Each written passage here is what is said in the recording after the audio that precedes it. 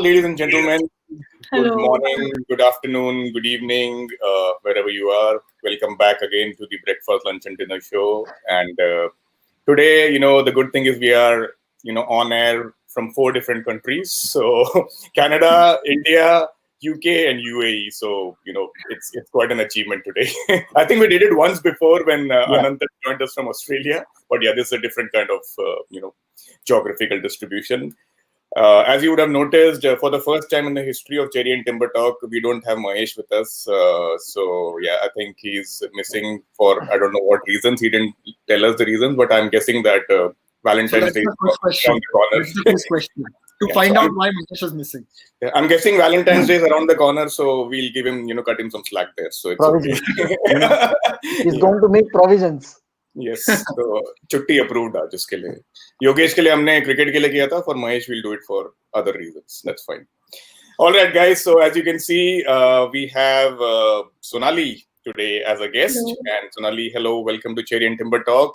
Before she talks about herself, Yashasvi, she's 18 years old. So boss, your record is broken. So 22 is no longer the record for the youngest guest on the show. So, all right, Sonali, why don't you introduce yourself? So Yashasvi is there. Wait, sorry. Oh, Yashasvi is there he is. There he is. Oh, okay. Oh, okay. There he is. Yeah. All right. Sonali, Okay, go ahead. hi, I'm Sonali. I'm 18, as he said, and I'm pursuing a journalism degree at university. But I like to think I'm also pursuing cricket at the same time, even though I'm not, because I'm such a cricket fanatic. I started watching cricket when I was, I think, 12 years old with my dad, and it was an IPL match going on. So there were 2 red teams playing, Punjab and RCB, and I thought I'd support the better red team of the day. And since then, my affair with the game began. And yeah, it's been really a journey, and yeah. Interesting, Sonali. I mean, the reason you're here is because obviously, we both follow each other on Twitter, and I've seen some of your tweets and, the passion with which you, spoke about India versus Australia in the current series. And definitely, I could see that, you are a cricket fanatic, and that's what we want people, to, the guests that they've come on the show till now, it's all about, passion and, kind of unadulterated love for the game. That's what you bring, and, glad to have you here. Venu, can you get our friend back? All back right. Sorry. Yeah. He was trying to sneak out like Mahesh, but yeah, we got him back. All right. So yeah, Sonali. I mean, obviously, being 18, and obviously what you've followed till date, how did you feel about the current series? Honestly, it's been almost 11 days now since 19th of January, and it hasn't sunk in yet. For me, at least. No, I don't know about you.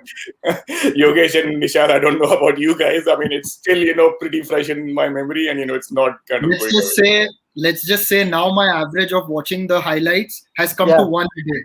It was one in the first video. Now it's come to 1 a day. And plus, Michael Clark told us we can celebrate for a year if we win without Virat Kohli. So I think it's justified. Yeah. And for me, it's every day of Facebook suggesting that I'm a top fan of one cricket site over other and things like that. I was like, okay, how many cricket sites am I a top fan of? Right. So yeah, Sonali, coming back to you. So what did you make of this series, before we come to India versus England and the other topics? I mean, just wanted to hear from you.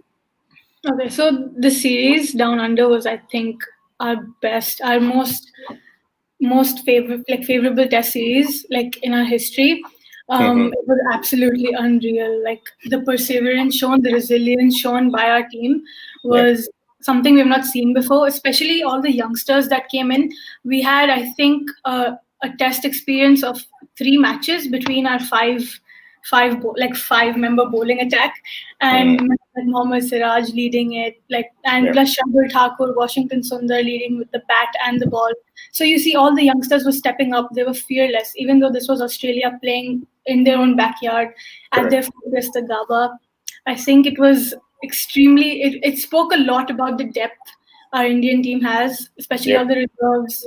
And I don't think my words can explain how good of a test series that was. It was like the cricket fans' ideal treat to watch.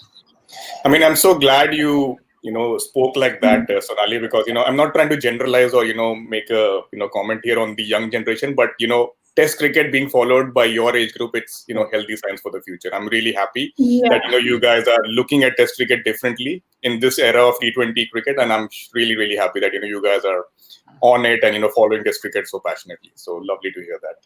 Yeah. Okay, all right, and if I may ask you, who is your favorite from the current lot? From the current lot, as in like the Your favorite stream. player, your favorite Indian player. My favorite Indian player, obviously, Virat Kohli.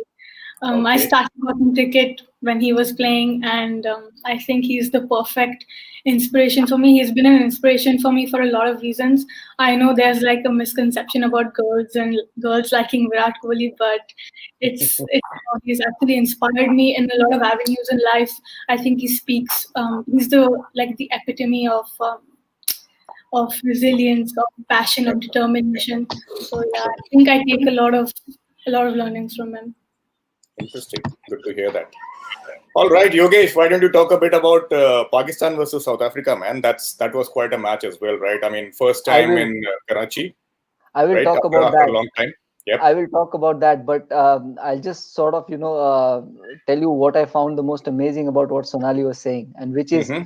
a 18-year-old talking about perseverance, talking about resilience, and that is incredible because, these are values that not many youngsters would sort of find easy to talk about. And I feel, this is what Test cricket really gives you, is the Absolutely. sense of maturity, and the Yep. sense of learning you can take from the game that you Yep. otherwise can't from the shorter formats of the game. So Sonali, thank you so much for voicing that out. And now, I think coming back to Pakistan versus South Africa, I mean, one of the things I'd say is it's important for world cricket Yep. that Pakistan plays more cricket, Mm. because when they are playing more and when they're Yep. doing well, it enriches the cricket overall.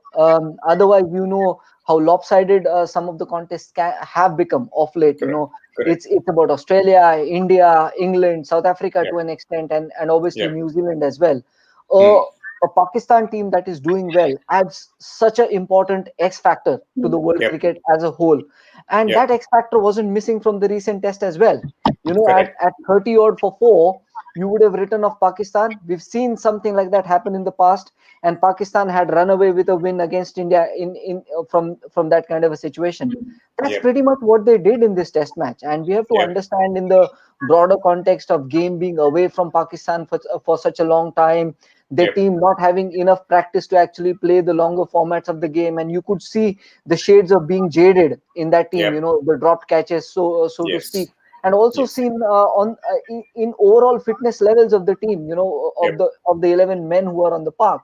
But Yep. what you would also not miss against that backdrop is the phenomenal skill some of these guys possess, from the Yep. backgrounds that they come, and Yep. for resurgence of somebody like Fawad Alam, and for the world cricket to take notice of him yet Yep. again, and for the Yep. Pakistan cricket to review another mishap they've had, a selectorial blunder for number of years where the Pakistan team could have been, right? Yes. This is a beautiful story.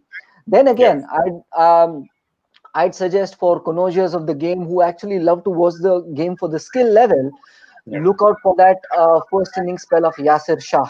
Mm. And the way he was bowling to the right-handers, you would not mistake the dip he was getting before the ball turned out. And that is what starts making things so much more difficult for the batsman to play spin on subcontinental tracks. And you need spinners who can, bring in that extra level of skill in terms of the dip and the turn in that they get. Correct. Obviously, Nauman Ali to cap that match, ending up with 5 wickets, being one of, I think I read this in the morning, seventh oldest person to get a fifer. And that's on debut, I believe. And that, Correct. I believe, is, you get some of these stories when you allow cricket to sort of, thrive in these parts of the world. So I was Mm. really happy. Obviously, not so happy for South Africa because their team again seems to be in a turmoil.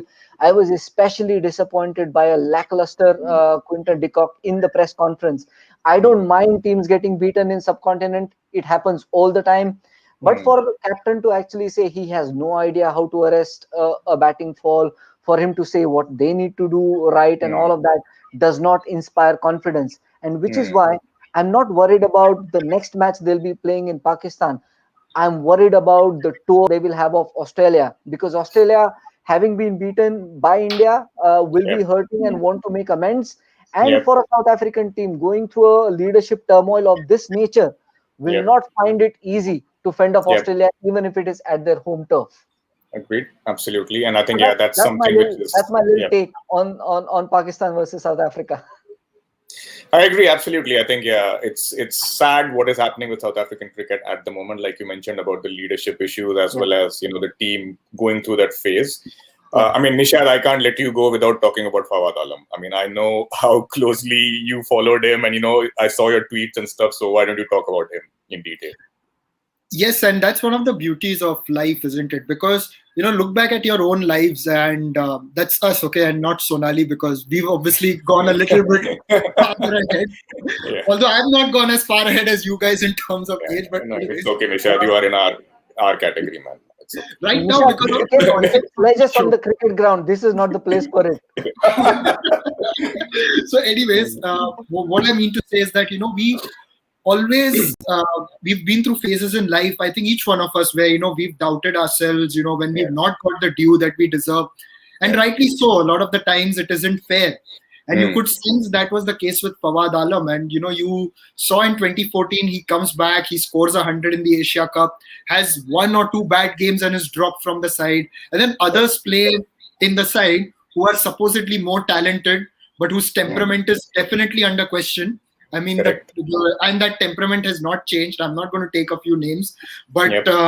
you know who they are. But I'm really smile with it all. But anyways, the fact remains that this guy kept toiling and toiling, and it's all right. Sometimes players can be dismissed. You can have one or two good seasons, and Yep. people can say, it's just 2 seasons. You come into international cricket, you flop. But if a Yep. guy is consistently scoring in domestic cricket at an average of 56, and you Yep. continue to ignore him, I don't know what kind of bias is why. Because his technique isn't lovely to the eye. Because Yeah. he doesn't have some other backing that maybe some others have. But then he Yep. comes into the side and then Yep. shows the kind of temperament that a team like Pakistan needs. And Correct. someone like a Misbah to do it, I think Misbah itself is an epitome of that, because Yep. this guy, Misbah Ulaq, made his first class debut at 24 or 25, which is late by Pakistani standards. And I remember writing an article on him and saying that he's an anomaly in Pakistan cricket. I mean, at 24, 25, you are debuting in first class cricket. Generally, by 24, 25, you've already played 100 matches for them at international level. So, and then at 27, he makes his debut, wins the Player of the Series award in a second series, gets dropped, comes back, goes out, then comes back at 34, considers retiring at 37, becomes test captain then, and at 42. And then you've got Fawad Alam, who's doing something similar. So, and he comes back at 34, scores 200s now, and who knows what's in store ahead for him. Because if he keeps himself fit, you've got another guy like Misbah going. So these two, I think, are real anomalies. And Correct. It is an inspiration in a sense that if you do believe, and if you have got the runs, if you've got the talent, if you have done anything in life at some stage, when the door opens, it's going to really be a flood of rewards. And I think that is what it shows. And if he didn't have the quality, he wouldn't have produced 100 in New Zealand and another 100 here in very tough circumstances, I may add. Exactly. So it just shows that it was meant to be, and you do genuinely feel happy for the guy. Honestly, I mean, I'm glad you brought out that last point about New Zealand, because suddenly if you're following Test cricket for the last 3 to 4 years, everybody used to talk about England, Australia, South Africa, right? But suddenly New Zealand is looking like a final frontier now for all teams. In terms of how they have performed at home, they're literally unbeatable at home.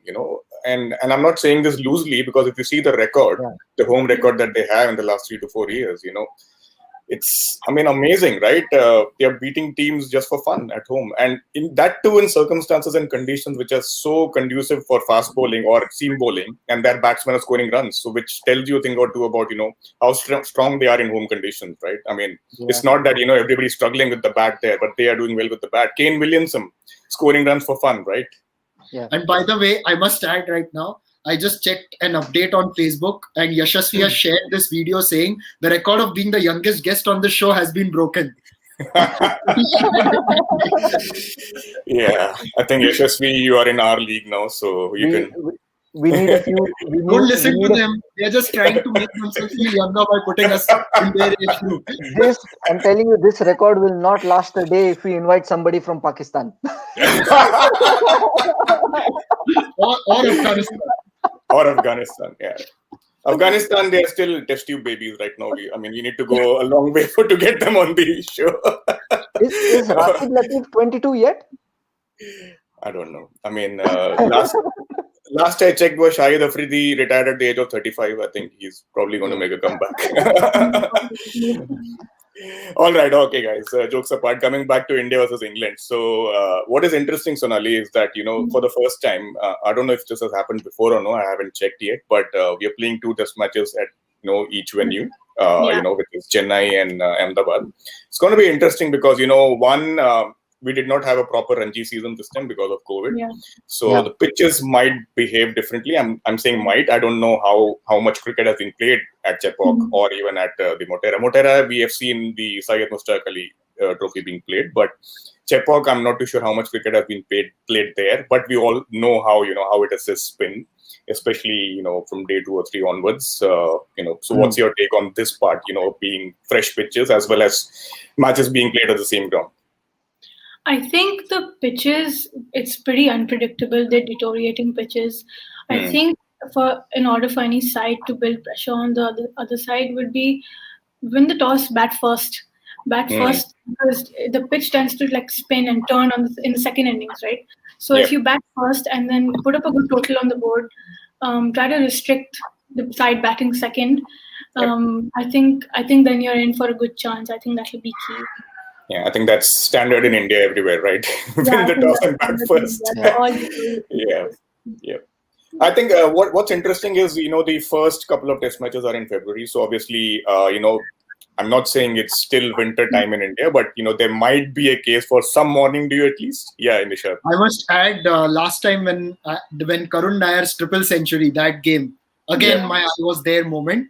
And okay. All right. So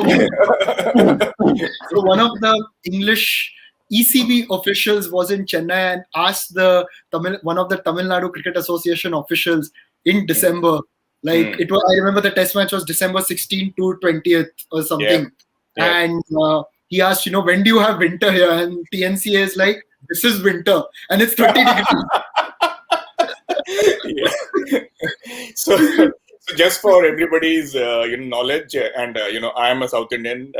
My hometown is Chennai, but never lived there for a long time. But in Chennai, there is only 3 climates. Hot, hotter, and hottest. So there is no word for winter in Tamil, right? What's that? There is no word for winter in Tamil, right? Yeah, absolutely. Yeah. So, and I'll tell you an experience on the same note. In Delhi in December, it's really, really cold. It gets. As per Indian, cold. Definition. It's pretty cold, right? So, and I went to Chennai for the first time in December once, and I remember landing there, and it was nice and cozy at 24 degrees centigrade, right? So I was like, wow, man, this is awesome. Nice break from Delhi. I went to the beach. And I was actually, wearing a nice, easy T-shirt. And when I saw, around me, people are wearing monkey caps. I was like, for them, anything below 25 degrees is winter. So you can imagine how it is in Chennai. Yeah, but then again, I think the first couple of games, there might be some dew. That's what I feel. Whatever dew might be there, it's going to be there for the first couple of hours. That's it, And after that, it's going to be pretty much a run fest for the first couple of innings, and then maybe second innings it might turn a lot. So it's imperative that India wins the toss and bats first. Yeah. But then if you see, Sonali, England as well, right? So it's interesting how they have kind of made a different squad this time, and some players are resting, some players are going back after a few games. So obviously it's because of the COVID bubble. So do you think it will impact their team performance? I don't see any reason. I know they have a rotation policy, I don't see any reason for Johnny Bairstow to be rested, because Joe Root, Johnny Bairstow, and Ben Stokes, I think they bring in that experience into the team, and plus they're the more technically skilled players of spin. So if Johnny Bairstow isn't there, then I think all that pressure mounts up on Joe Root and Ben Stokes, and Joe Root tends to usually have all the pressure for Hmm. run scoring. But Correct. yeah, I think that it'll be interesting. But at the same time, Ben Stokes brings in that additional dimension to their team.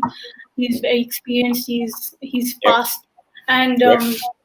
oh sorry, and also Jofra Archer. He's just pure hot pace, right? And even on slow pitches, he can Yep. generate pace. So I think Yep. it'll be really interesting to see how they go about that. Yes. And also, I'm aware they have. I can't recall his name right now, but his name is Burns. I don't Yeah. know who. Rory Burns. Rory Rory Burns. Burns. Yeah. Yeah. Yep.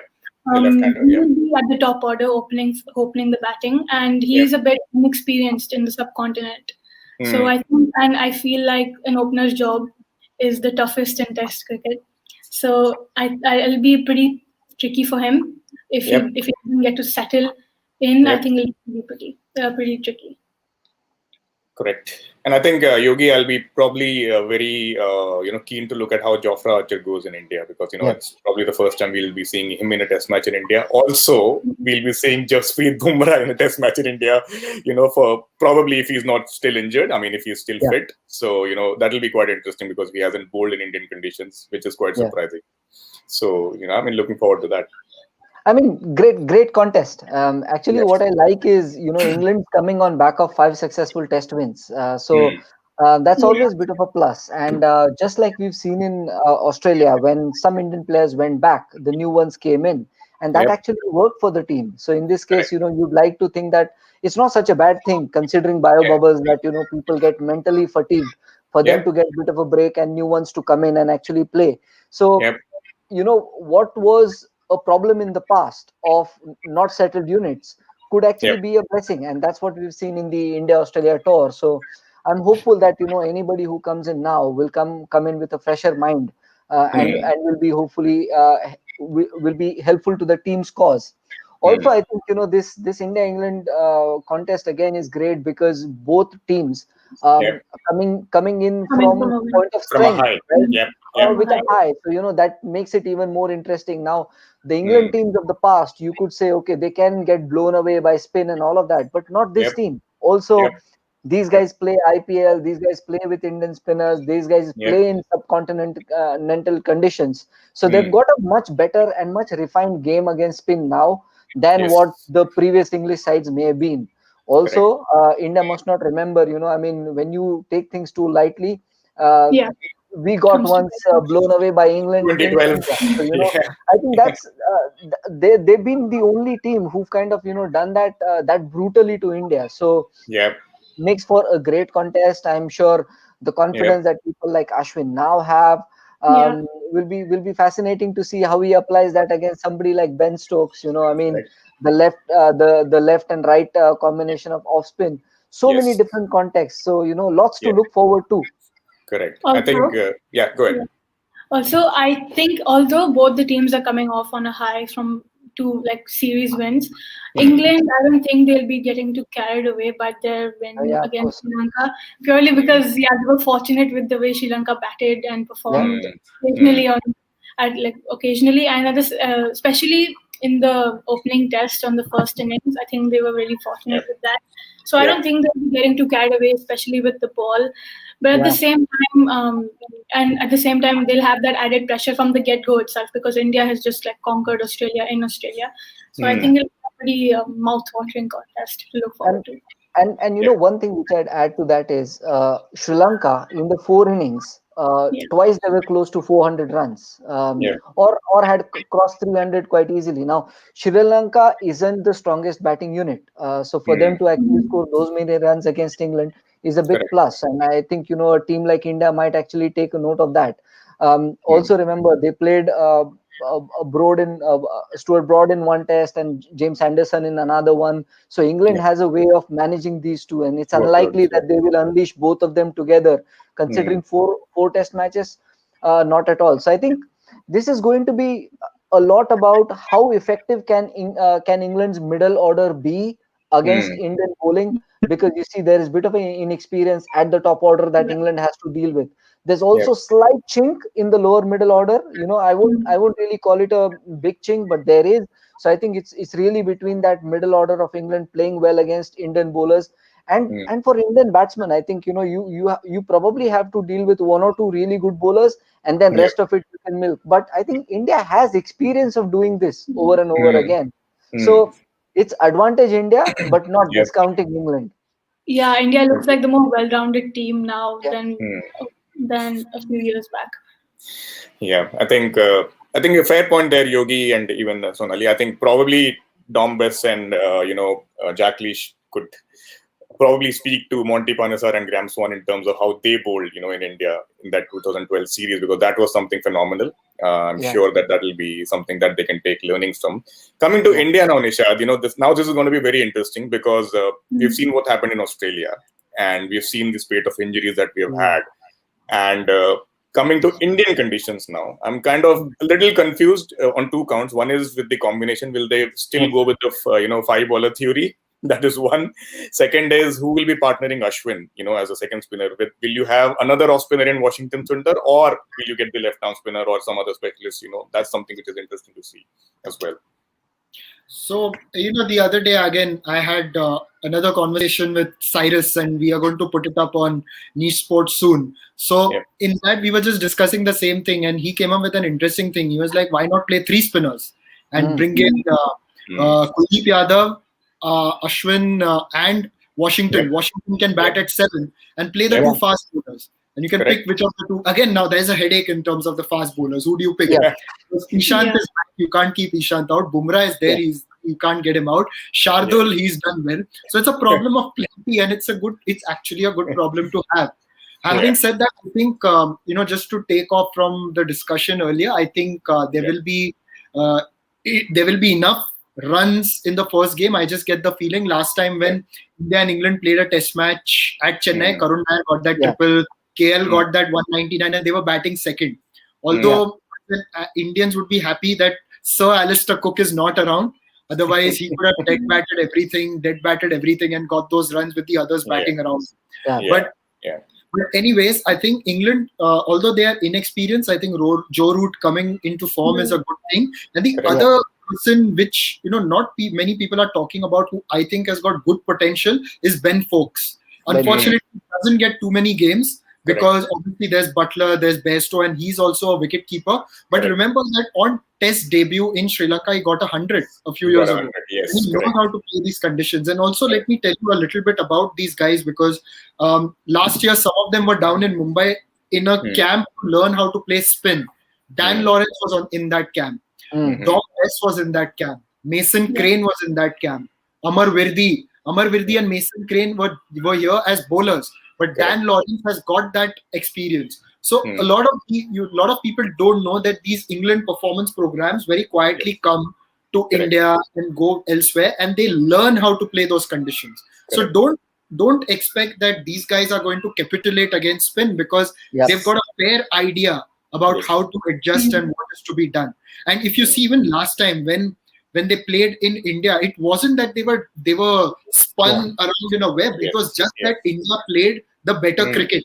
And England, it was also a lot about England's best batsman versus India's best batsman. While Virat Kohli was India's highest run scorer, he was still something like 200 or 300 runs ahead of Joe Root, who was England's highest run scorer. And Joe Root had a fantastic series. So you have a look at these factors. I think although England lost 4-0 the last time, they still had played a lot better than what the scoreline showed. Than the scoreline, I think that's... And I don't expect anything lesser from England this time. If anything, the Australia series has taught us is that you cannot write anybody for granted. Whether it's see you at the Gabba, see you at Chepauk or Motel, it doesn't matter. They can very well come to the party. I think we've got a line to talk about our entire life. And by the way, the t-shirts have arrived. I wish I could order one. I'll send you the link. Right. But I think fair point, Nishad. I think around the world, England is probably the team which is playing the most amount of Test cricket. And, you brought out a really good point about their preparation. And I think that was evident in the last tour. I mean, when I say last tour, the 2012 tour, which we spoke about, a couple of minutes back. And I remember, seeing how Alistair Cook and the team prepared, and they went to Dubai, by the way, Sonali. And, they prepared there on, spin-friendly wickets. And how they also simulated match conditions is by putting huge loudspeakers next to their nets, and simulating crowd noise, so that they feel the same pressure that they have in the game. So they are doing a lot of things in terms of being prepared for those conditions. And I think Nishad, you were spot on when you said that the last series, as well as the India-England series in England, they both were very, very closely contested. The score lines don't suggest that, but if you see the games, at every stage, you felt like there's something going to happen from either side, right? So that was something which was really good to see. Again, it was one team capitalizing on their home conditions and those critical points. Exactly. Like even last time, 2018, so many times India missed that opportunity. Exactly. In 2016, England missed it in India, especially something like a Mohali test, where India were 5 down for nothing, and that's when they could have actually gone through the order. But then Ashwin and Jadeja stuck on and helped India take the first innings lead. So there were moments like that. There were like even in Bombay when they got those wickets, and Jayant Yadav stands on one side, and that allows Virat Kohli to play his shots. England didn't have a clue. So those moments were capitalized by the hosts in both the last series. Agreed. Yep, I agree. And I think in Australia this time instead. Exactly right. I agree. And it was really fascinating to see the way Sam Curran played in 2018 as well as frustrating as an Indian fan, because that's been the case with us, with not being able to wipe off the tail, and and that's what cost us maybe a couple of series in the last 2 or 3 years, right? So thankfully that did not happen this time around in Australia. So I think we have kind of learned a thing or two about finishing off the tail and maybe moving on with the game. All right, Sonali. So what's your prediction with the Test series to start with? I won't be too optimistic because, as Nishad said, that you can't write anybody off. So I think 2-1 India. 2-1 India. Interesting. All right. And do you think India will win both the games at Chepauk, or one at Chepauk and one at Ahmedabad? I'm not really sure, but I think we can win the Chennai games pretty comfortably. All right. Yeah. Interesting. And Yogesh, are you excited about seeing the new Motera? I'm really excited, man. It looks so beautiful. Imagine watching a World Cup final in that stadium. Yeah, really fabulous, isn't it? Yep. So, and what's your take, Yogesh? What's your thought process in terms of how the Test series will go? England would have done phenomenally well for them to win the Test match, any Test match. That's all I'll say. I mean, look, not taking anything away from England, but the momentum India has at the moment wouldn't be easy to be wiped away. So England would have had to do something really, really special. Not to say they're not capable of it, but they would have to, bring that truly special element to the game for them to win any of the Test matches. Otherwise, it could be a 2-0, it could be a, whatever it could be. But for England to win would be a special effort. Is all I'm willing to say at the moment. And I think, Sorry, continue. Good. Also, at the same time, as you said, like England will be on the hunt, right? I don't think Kohli will step down either, because he will be looking to prove himself all over again, right? He wants to go out, even though there wouldn't be any talk about his capabilities or potential as a captain or as a batsman. He himself would go out, look out to prove himself, meet his standard of cricket, because I think 2020 was a pretty dry year for him, and I think he averaged 19 point something, and so I think he'll be on the hunt both with the bat and as a captain.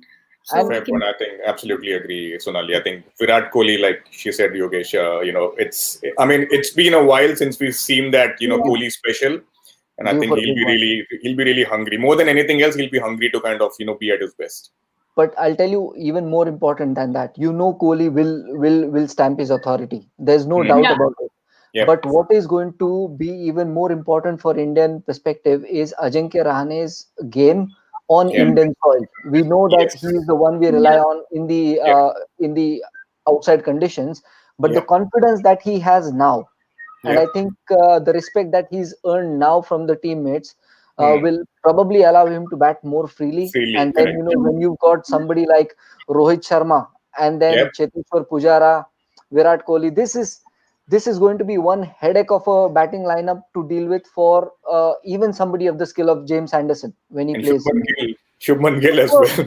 of course, so that's why I'm saying that for England Yeah. to win would be pretty special, just as Hmm. probably just as special as it has been for India to win at Gabba. It I will take was something truly I special. was about to say the same thing, Nishad. Yeah. Like you guys mentioned, it'll be like what India did in Australia. That kind of an effort for England to kind of do that in India, right?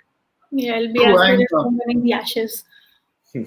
absolutely. And even I think I will say India is going to win the series, but I will not put it past England that they'll win at least one test match. So I'm going for 2-1 Yep. because I think England will be a lot stronger than a lot of people think. Correct. Yeah, I think, and one name that we always forget is Ben Stokes. That X factor that he Yeah. brings.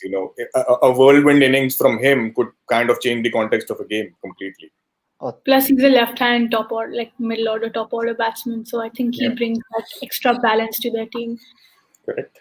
Agreed. And is someone like Adam Gilchrist, can have a deep impact on the result of the game. So yeah. Yeah. And Agreed. Gilchrist has also turned games in India. So Yeah, think exactly. about the Mumbai test Mumbai where 2001. Yep. where they won. And they were in the doldrums on day one. And Saurav Ganguly made that change in bowling, bringing off Rahul Sangvi when he was on form and getting the leg spinner so he could get that angle into Gilchrist. And then Gilchrist smashed and got into the form. I mean, both Same him and event Langer. in Yeah. 2004. Yeah. So- Not Langer. Sorry. Him and Hayden. They just Hayden, kept sweeping Harbhajan, Yeah. right? So Yeah. that was kind But of. then Harbhajan Singh happened to them. After that. After that. Yeah, absolutely. All right, guys. I think that's pretty much about it for today. Thank you, Sonali. Lovely Thank having you on the show, and lovely to hear your comments. And keep following Test Cricket, and keep following Cherry and Timber Talk. We look forward to having you back on the show sometime in the future. Thank you, Nishad and Yogesh, and thank you to everybody who commented today. And we look forward to the series, and we'll be back next week, and hopefully we'll be having day one to talk about from the first test by that time. Yeah, I think. Yep. All right, guys. Take care. Thank you. you. Have a good weekend. Bye-bye. Thank you. Thank you. Bye. Cheers.